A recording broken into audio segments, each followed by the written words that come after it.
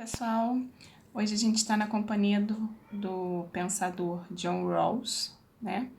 Pensador importante do século XX, faleceu no iniciozinho do século XXI e foi um grande nome, né? Quando a gente pensa todos os estudos sobre o conceito de justiça do ponto de vista da filosofia e da sociologia, né? O Rawls, ele escreveu em 1971, ele elaborou uma teoria da justiça que, de certa forma, sintetizou os estudos sobre justiça e equidade dos autores anteriores a ele, né? Então, nessa obra, ele vai pensar a justiça não como uma ideia pura, ou simplesmente como um equilíbrio, como um meio termo, ou como ausência de desequilíbrio, ausência de privilégios. Ele vai pensar a justiça como algo a mais. Ele vai pensar a justiça junto com a ideia de equidade, como se a justiça pura não fosse suficiente para uma sociedade harmônica. Ele vai pensar a justiça como uma justiça mais que justa, uma justiça equitativa, né? Mais à frente eu vou falar um pouco sobre essa relação. Essa teoria da justiça que ele escreveu é um resgate do contratualismo, principalmente do Locke e do Rousseau. Então, essa teoria tem um caráter contratual, ou seja, depende absurdamente do posicionamento do Estado, do contrato social. Mas essa teoria também tem um caráter social. Então, é a sociedade que vai contratar com o Estado para que essa justiça aconteça. O Rawls, ele vai defender logo no início da obra, né, do seu livro, Uma Teoria da Justiça, o nome do livro, ele vai defender 3 princípios que, segundo ele, são fundamentais, por isso, princípios, né? Sem esses princípios, essa justiça como equidade não funcionaria. O primeiro princípio que ele vai apontar para a gente é a questão da racionalidade humana, né? Todos os seres humanos são racionais, então nós compartilhamos uma racionalidade. Nós podemos ser desiguais em relação à beleza, em relação à força física, em relação à inteligência, em relação a acúmulo de propriedade privada, de bens materiais, tudo isso nós somos desiguais. Mas a racionalidade, né, o aparelho cognitivo que raciocina através da lógica, que pensa com início, meio e fim, todos nós temos, todos os seres humanos, né? Então, esse é um princípio, né? Aquelas pessoas que não possuem essa igualdade racional, por exemplo, que tem alguma questão neurológica, alguma questão mental, elas não fazem parte desse acordo de justiça. Ele vai chamar essas pessoas de dependentes, de menos favorecidos, porque elas não têm esse princípio, esse critério que seria a racionalidade. O segundo princípio é a ideia de que o homem é um fim em si mesmo e não um meio, né? Então ele está defendendo aqui uma visão mais humanista, o homem como sujeito das suas próprias escolhas, né? Como responsável pelas suas renúncias e pelas suas escolhas. E o terceiro princípio, a dignidade humana é um caráter essencial e intrínseco a qualquer ser humano, né? Então, toda a teoria da justiça do Rawls está pensando esse conceito de dignidade humana, né? O que seria essa dignidade humana? Seria a ideia de uma sociedade que possibilita aos seus membros, aos seus integrantes, né, aos seres humanos que a compõem, uma vida digna, né? Uma vida de direitos, uma vida de acesso, nem que seja um acesso mínimo, àquilo que é necessário para sobreviver. E aí, para a gente pensar um pouquinho quem foi o Rawls, né? Conhecer um pouquinho da sua biografia, do seu percurso acadêmico, intelectual. Ele foi um filósofo norte-americano, mas a gente estuda muito ele na sociologia também por conta dos seus estudos sobre a justiça. O conceito de justiça é fundamental na teoria sociológica, né? Porque a sociologia trabalha com os problemas que a sociedade contemporânea tem, e um dos problemas centrais da sociedade contemporânea são as injustiças. Então ele nasceu lá nos anos 20, né, nos Estados Unidos, estudou em Oxford, estudou em Harvard, chegou a ser professor, né, de Oxford convidado, mas de Harvard efetivo, e faleceu no iniciozinho do nosso século de 2002, infelizmente, né, porque foi um pensador extraordinário. A sua obra, como eu já disse, é uma reflexão sobre a justiça, e ele entende a justiça como um domínio da ética, do agir para o bem, né? E dentro de uma teoria política, ou seja, a justiça como fundamental para o funcionamento político de uma sociedade. A obra mais importante dele é essa, Teoria da Justiça, onde ele traz de volta o contratualismo, né, do Rousseau, mas também, de certa forma, do Locke, né? O contratualista que ele não resgata muito é o Hobbes, porque ele não está pensando em um Estado monárquico e muito menos um Leviatã. Como defesa central da obra dele, o conceito de justiça não é apenas um conceito moral, né? Não, a justiça não é só fazer o bem e não fazer o mal. A justiça não é só ser justo e não ser injusto. Não. Ele vai trazer para o conceito de justiça uma complexidade a mais. Ele vai trazer uma interpretação onde ele vai trazer a justiça como também um conjunto vasto, né, de atividades humanas. Então, faz parte das discussões sobre uma sociedade justa. As nossas instituições políticas. Então, as nossas instituições políticas precisam estar alinhadas com esse conceito de justiça, né? Se nas nossas instituições políticas tiver a prática do nepotismo, a gente não começa nem a conversar, porque essa sociedade ela já é injusta, porque no próprio poder político já tem privilégios, né? Camaradagens e tudo mais. Além das instituições políticas, os sistemas jurídicos, o sistema, então a gente está pensando nos tribunais de justiça, no Supremo Tribunal, no Ministério Público, né? Nessas instituições que zelam pela justiça na nossa sociedade. Além disso, ele também traz as formas de organização social como fundamentais também para a gente pensar se essa sociedade é justa ou não. Então, como é que é a organização dessa sociedade? Como é que é a estrutura organizacional, né? Como é que é essa pirâmide? Essa pirâmide, ela concentra, por exemplo, a renda lá no topo, numa elite de 2, 3%, e o restante da sociedade vive numa desigualdade? Essa renda é estruturalmente concentrada? Se for isso, a gente já tem uma sociedade estruturalmente injusta. Então, ele traz para a discussão outros elementos que não sejam apenas a questão da moralidade, do bem e do mal, do certo, do errado e etc. Tá? Bom, o Rawls, ele vai dizer que, essa é uma citação do livro, né? Essa é uma foto dele, um pouco antes de morrer. A justiça é a primeira virtude das instituições sociais, como a verdade o é em relação aos sistemas de pensamento. Então, quando a gente está estudando o pensamento, é fundamental que esse pensamento seja verdadeiro, né? Verdadeiro para quem está pensando e verdadeiro para aquele que ele está dirigindo o seu próprio pensamento. Então, a verdade é fundamental nas nossas relações, por uma questão de transparência e de confiança. É como se a justiça tivesse essa mesma importância que a verdade tem para o pensamento. A justiça, segundo Rawls e segundo Aristóteles também, ele está resgatando Aristóteles, é a primeira virtude das instituições sociais, né? O que ele está chamando aqui de instituições sociais? A escola é uma instituição social, a igreja é uma instituição social, né? O Estado é uma instituição social. Essas instituições, elas precisam ser justas, porque se elas não forem justas, os indivíduos que as compõem vão agir o tempo todo se desviando da justiça, né? E aí o Rawls traz para a gente uma discussão sobre o conceito de sociedade, por isso que ele é muito importante para a sociologia, né? Para ele, a sociedade é uma associação de pessoas que reconhecem caráter vinculativo a um determinado conjunto de regras e que atuam, esse atuam está com C, mudo, porque essa tradução é a tradução do português de Portugal, tá?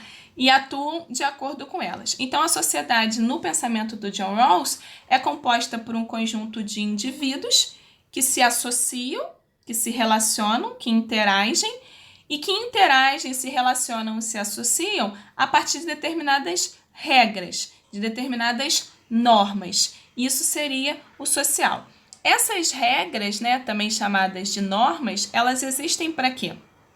Para consolidar um sistema de cooperação, para que cada um não faça aquilo que venha à sua cabeça e a gente tenha uma anarquia, né? Se todos cumprem essas regras que foram acordadas, né, nós vamos ter um benefício para todos.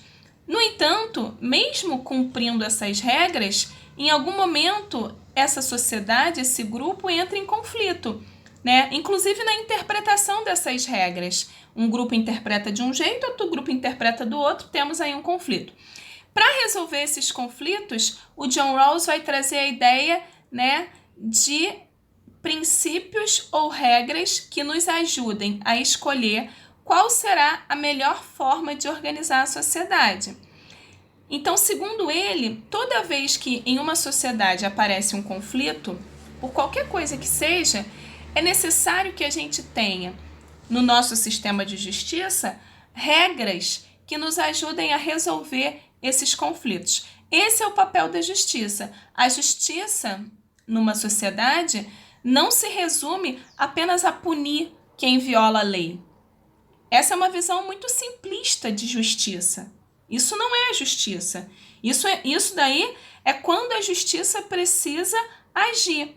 Mas a justiça é muito mais do que isso, né? Para o Rawls, a justiça é muito mais profunda. Em que sentido? É a justiça que vai definir quais são os direitos e os deveres de cada um de nós, e é a justiça que vai definir de que maneira que aqueles recursos que são escassos, que não são em abundância, devem ser redistribuídos para que haja cooperação e para que todos tenham algum benefício.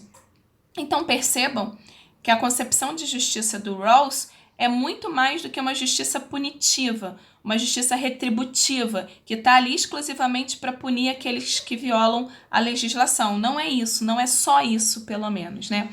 Ele está muito preocupado com os conflitos da sociedade. Ele morreu em 2002 e ele já pegou uma sociedade globalizada, extremamente conflituosa, né? Com conflitos de gênero, etnia, religiosidade, questões sexuais. É essa sociedade que nós estamos vivendo agora que ele viveu também. Então, a grande preocupação dele é com a questão dos conflitos. Como que a gente administra os conflitos? Como que a gente resolve os conflitos? Pensando, por exemplo, a questão das cotas, né? Há 30 anos atrás, a gente tinha uma universidade majoritariamente branca no Brasil e elitizada.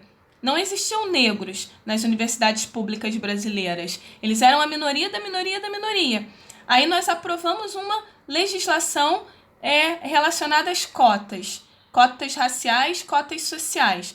Hoje você vai às universidades brasileiras, pelo menos nas principais cidades do Brasil, as universidades federais e as universidades estaduais, e você consegue perceber, né, que existe um início, pelo menos, de uma estrutura multiétnica, né? Já é um pouco mais colorido, não é majoritariamente branco e elitizado. O pobre e o negro, de alguma forma, estão conseguindo, ainda que minimamente, eu reconheço, chegar à universidade. Então, por que isso aconteceu? Porque existiu um princípio que virou uma legislação de reserva de vagas para uma parte da sociedade que foi historicamente excluída e marginalizada do acesso à educação. Então, para o Rawls, isso seria a justiça. A justiça trazendo princípios, regras que se transformam em leis para resolver os conflitos da sociedade, para ajudar a escolher qual será a melhor maneira de organizar a sociedade. E qual é a melhor maneira de organizar uma sociedade? É a melhor maneira de repartir os benefícios, de repartir o que ele vai chamar também de recursos escassos. Então, o papel da justiça numa sociedade não é somente a reposição de castigos para aqueles que cometeram determinados delitos, determinados crimes. Além disso, a justiça ela define direitos e deveres, né? E ela distribui os encargos, ou seja, os deveres, e os benefícios, ou seja, os direitos, pensando num equilíbrio, né? Essa balança, ela precisa estar o máximo possível equilibrada para a gente ter uma concepção de justiça. Do ponto de vista da teoria do Rawls, ele vai dizer que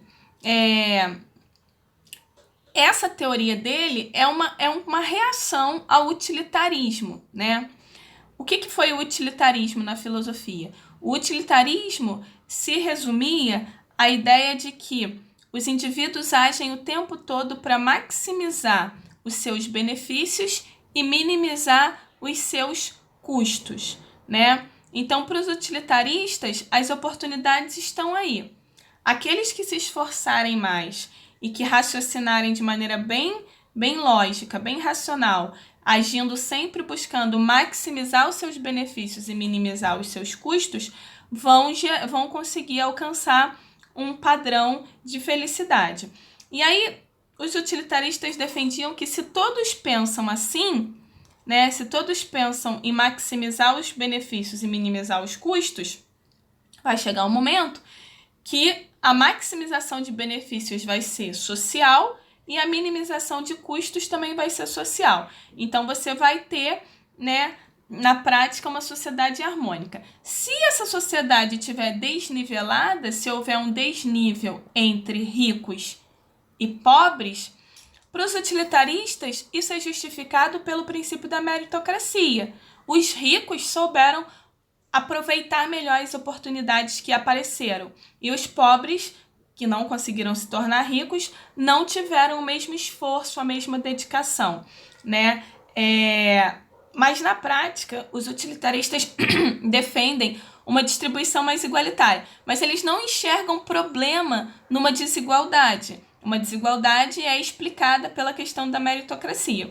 Então, por exemplo, você tem uma família que recebe 5.000 euros, a família A, e uma família B que recebe 500 euros. Se a gente pensar, né, que essa família vai deixar a família A de receber menos 10% da sua renda, ela vai ficar com 4.500 euros. Essa família B, se ao invés de receber menos 10%, ela receber 2 vezes mais, essa família vai chegar a 1.000 euros. Né? Então, o que aconteceu nessa distribuição? A família A perdeu 10% da sua renda, né? Esses 10% que a família A perdeu é direcionado à família B.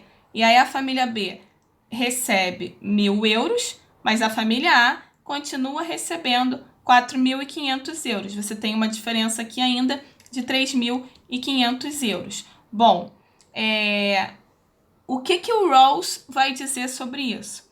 Ele vai dizer que essa distribuição não é equitativa. Ela é extremamente desequilibrada. Afinal de contas, você tem uma família recebendo 1.000 euros e uma outra família recebendo 4.500 euros. Mas ele também vai determinar, né, lendo esse pedaço aqui, ó, uma determinada quantidade de riqueza produzirá mais felicidade do que infelicidade se for retirada dos ricos para dar aos pobres. Então, ele está defendendo o que ele vai chamar depois de princípio da diferença. Uma política redistributiva que tire, sim, uma pequena parte da renda dos mais ricos e distribua isso para os mais pobres, né? Tudo isso parece muito sensato, mas o Rawls ainda não está satisfeito, né? Porque essa é a visão do utilitarismo. Essa é a visão do utilitarismo em relação aos impostos, né? Então, os mais ricos, teoricamente, pagam mais impostos para esses impostos serem convertidos em políticas públicas, em políticas sociais para os mais pobres. Essa é a visão utilitarista. O Rawls, ele vai dizer que essa visão comete um erro, né, de não atribuir valor intrínseco à igualdade, mas apenas um valor instrumental. O que ele está dizendo com isso? Ele está dizendo, olha, a igualdade não é suficiente.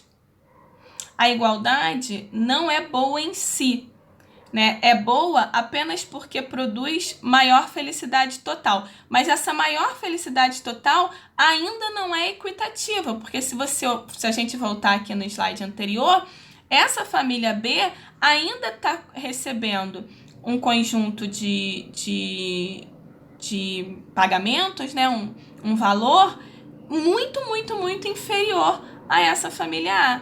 Então ainda há aqui uma desigualdade muito estrutural. Por mais que essa família A tenha sido taxada, pagou 10% de imposto e esse imposto tenha sido direcionado para a família B. Mesmo assim, essa visão utilitarista, por John Rawls, não é suficiente. Ele vai partir, então, de uma concepção de justiça que se baseia na seguinte ideia. Preste atenção que essa parte é muito importante. Todos os bens sociais primários, liberdades, oportunidades, riquezas, rendimento e as bases sociais da autoestima, e aí fica um pouco impreciso porque essa questão da autoestima é muito subjetiva, né? O que deixa a minha autoestima elevada pode ser que não deixa de vocês elevada, mas ele mesmo assim ele considera. Todos esses bens primários devem ser distribuídos de maneira igual, a menos que uma distribuição desigual de alguns ou de todos beneficie os menos favorecidos. Ele está chamando isso de princípio da diferença. Esse é o coração da teoria dele, a parte mais importante da teoria dele, né? Ele está dizendo o seguinte: olha, existem bens que são bens primários, que são mínimos, que nenhum indivíduo tem como viver sem, né? E aí a gente pode pensar, trazendo para os dias de hoje, saúde, educação, habitação, lugar para morar, saneamento básico, tratamento de esgoto, liberdade, o direito de ir e vir. Esses seriam os bens básicos. Esses bens básicos, o Rawls vai dizer que eles precisam ser distribuídos de uma maneira igualitária. Todos precisam ter acesso a esses bens. Ele só admite uma distribuição desigual quando você tira dos mais favorecidos, que têm muito acesso a esses bens, para levar aos menos favorecidos. Então, a desigualdade na distribuição dos bens primários só é permitida quando ela for uma desigualdade que vai gerar equidade, que vai gerar oportunidades para os menos favorecidos. Então, o que ele está dizendo? Ele está dizendo que a gente tem que tratar as pessoas como iguais, mas isso não implica remover todas as desigualdades, apenas aquelas que trazem desvantagens para um grupo, né? Se dar mais dinheiro a uma pessoa do que a outra promove os interesses de ambas, do que simplesmente dar-lhe a mesma quantidade de dinheiro, então uma consideração igualitária dos interesses não proíbe essa desigualdade. Então, se existe uma desigualdade que não está prejudicando o acesso de um grupo aos bens primários, essa desigualdade ela é permitida. Por exemplo, uma desigualdade de beleza. Não dá pra gente fazer nada. Se um nasceu muito bonito e o outro nasceu muito feio, paciência, não dá pra gente fazer nada, né? Vai fazer o quê? Mas ele tá falando de uma desigualdade de acesso aos bens primários. Uma família que não tem um lugar para morar, que não consegue pôr os seus filhos na escola, que não tem acesso a um sistema de saúde de qualidade. E uma outra família que tem tudo isso extremamente ao seu dispor. É dessa desigualdade que ele tá trazendo pra gente. E aí ele vai dizer, por exemplo, pode ser preciso pagar mais dinheiro aos professores para incentivar os alunos a estudar mais durante mais tempo, diminuindo assim a taxa de reprovações. As desigualdades serão proibidas se diminuírem a tua parte de igual de bens sociais primários. Se aplicarmos este raciocínio aos menos favorecidos, estes ficam com a possibilidade de vetar as desigualdades, que sacrificam e não promovem os seus interesses. Então, ele está tentando mostrar que é justo uma sociedade desigual se essa desigualdade for para beneficiar aqueles que são menos favorecidos, aqueles que não teriam acesso aos bens primários, né? Essa concepção da justiça do Rawls, para ele ainda não é completamente satisfatória, né? A razão é a ideia é que a ideia em que se baseia não impede a existência de conflitos entre os vários bens distribuídos. Você vai continuar tendo conflitos. A gente teve a assinatura lá do sistema de cotas, virou uma legislação e a gente continua tendo conflitos em relação ao acesso à universidade. Por exemplo, se uma sociedade garantir um determinado rendimento a desempregados, né? A gente chama isso de auxílio-desemprego, que tenham uma escolaridade baixa, criará uma desigualdade de oportunidades se ao mesmo tempo não permitir a essas pessoas a possibilidade de complementarem a escola básica. Então, o que ele está dizendo? Não adianta nada você, o Estado, dar um auxílio-desemprego para as pessoas desempregadas que não têm qualificação educacional, se eles mantiverem essas pessoas sem acesso à qualificação profissional. Essa desigualdade vai continuar existindo e esse grupo vai depender desse dinheiro do Estado para o resto da vida. Então é necessário dar o auxílio-desemprego, porque essas pessoas precisam sobreviver, e concomitantemente a isso, escolarizar, dar o acesso à escolarização, à formação técnica e etc. Isso seria equidade. Então, numa visão utilitarista, paga o auxílio-desemprego enquanto eles estão desempregados, que eles vão ter dinheiro para comer. O Rawls vai dizer, não é só isso. Não é só isso. É preciso garantir igualdade de oportunidades. É preciso levá-los até o ensino técnico, levá-los até a universidade, para que aí sim eles possam ter condições de caminhar posteriormente com as próprias pernas, né? Então, esse pensamento do Rawls é muito interessante porque toca muito no que a gente vive atualmente na nossa sociedade. Como podemos ver, a concepção geral de justiça do John Rawls deixa esses problemas, né, para a gente pensar. Então, será então indispensável um sistema de prioridades que justifique a opção por um dos bens em conflito. E nesse caso, se escolhemos um bem em detrimento do outro, é porque temos razão para considerar que existem bens mais prioritários do que outros bens. Por exemplo, a saúde é um bem prioritário número 1, porque sem a saúde o direito à vida não é garantido. Então, Rawls vai dividir a sua teoria da justiça em 3 princípios: princípio da liberdade igual, princípio da oportunidade justa e princípio da diferença. O que é o princípio da liberdade igual? A sociedade deve assegurar a máxima liberdade para cada pessoa. Então, a ideia de que todos devemos ser livres, né? Essa máxima liberdade para cada pessoa precisa ser uma liberdade que não atrapalhe a liberdade do outro. Então, eu sou livre, mas eu preciso entender que a minha liberdade ela é limitada pela liberdade do outro.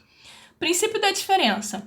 A sociedade deve promover uma distribuição igual da riqueza, dos bens, exceto se a existência de desigualdades econômicas e sociais gerar o maior benefício para os menos favorecidos. Ele está defendendo aqui a política de cotas raciais e sociais, né? Então, é necessário distribuir igualitariamente os recursos, porém, uma distribuição desigual dos recursos, ela é fundamental e necessária quando essa distribuição desigual for favorecer os menos favorecidos. Nesse caso, essa desigualdade na distribuição, por exemplo, reservar um quantitativo de vagas para uma população, é uma desigualdade na distribuição das vagas do vestibular. Mas isso se chama equidade.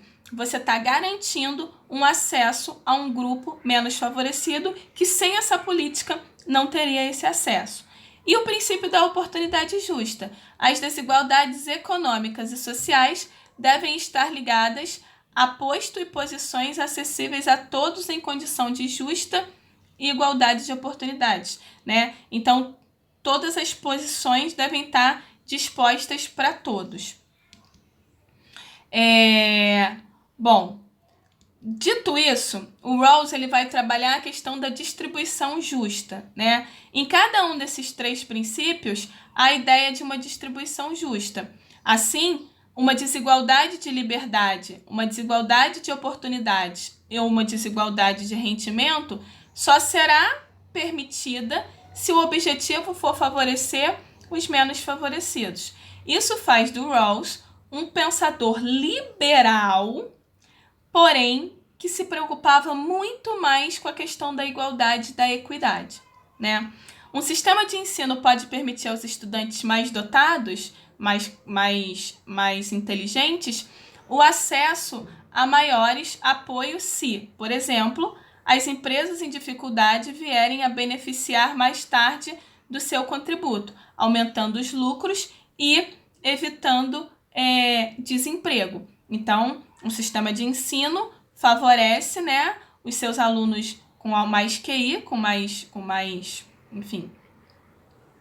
inteligência, mas, porém, entretanto, todavia, quando esses meninos e meninas forem contratados por uma empresa, né, essa empresa ela vai ter maior rendimento, porque ela vai ter uma mão de obra extremamente qualificada, ela vai aumentar os seus lucros, porém, quando ela aumenta os seus lucros, ela precisa evitar o desemprego, porque aí, evitando o desemprego, ela contribui para uma sociedade mais justa e igualitária. Então, ele está pensando o tempo todo nessa estrutura, né, de uma justiça que seja equitativa, que pense também, fundamentalmente, nos menos favorecidos, né? As liberdades básicas que o Rawls está falando para a gente são os direitos civis, direito à vida, direito de ir e vir, direito à liberdade, os direitos políticos, direito ao sufrágio universal, ao voto, à formação de associações políticas, direito de greve, direito de se candidatar, direito de formar partidos políticos, né? Esses direitos são conhecidos também como direitos naturais, justnaturalismo, direitos que consolidam uma democracia liberal, a liberdade de expressão, liberdade de manifestação, o direito de acesso à justiça, o direito de votar, como eu já falei para vocês, e o direito de se candidatar. É isso que ele está chamando de liberdades básicas, liberdades que todo ser humano precisa ter, né? A parte mais discutível da teoria do Rawls diz respeito à questão da distribuição de recursos, né? O grande problema com estas sociedades que se depara, que o Rawls está estudando, é o de saber como devem ser distribuídos os recursos econômicos, porque os recursos econômicos são escassos, eles não são abundantes. Então, como distribuir, né? Então, trata-se de um problema de uma justiça que a gente chama na sociologia e na filosofia de uma justiça distributiva, uma justiça que está pensando, né? O PIB cresceu, está imenso, e agora? Como é que a gente redistribui essa riqueza? É nesse sentido, né? O Rawls ele vai defender uma redistribuição equitativa com base no princípio da diferença. E o que significa esse princípio da diferença para a gente finalizar a nossa aula? Ele apresenta o princípio da diferença através de dois argumentos. O argumento intuitivo, da igualdade de oportunidades, e o argumento do contrato social hipotético, né? Então, vamos lá. Imagina agora duas pessoas na mesma posição inicial de igualdade. Elas têm as mesmas liberdades, os mesmos recursos e as mesmas oportunidades, né? São filhos, por exemplo, sei lá, dois primos, filhos da família com os mesmos recursos, estudaram nas mesmas escolas, né? Uma das pessoas tem o azar de contrair uma doença grave. Acontece, é uma contingência. Essa desvantagem natural implica que ela gaste 200 euros por mês de medicação, enquanto que o outro primo não tem doença nenhuma e não gasta esse valor de medicação. O que a teoria do Rawls vai oferecer nessa situação para essa pessoa? O princípio da diferença vai assegurar que os mesmos bens sociais primários a esta pessoa doente, né? Então assegura o acesso, mas não remove os encargos causados, não pelas suas escolhas, mas pelas circunstâncias de ter contraído a doença. Não se vê justificação para tratar as limitações naturais de maneira diferente das sociais. Logo, as desvantagens naturais devem ser compensadas, né? Então, equipamento, transporte, medicina, tudo isso. A teoria de Rawls enfrenta a objeção de não reconhecer como desejável a tentativa de compensação dessas desvantagens. O que ele está querendo dizer?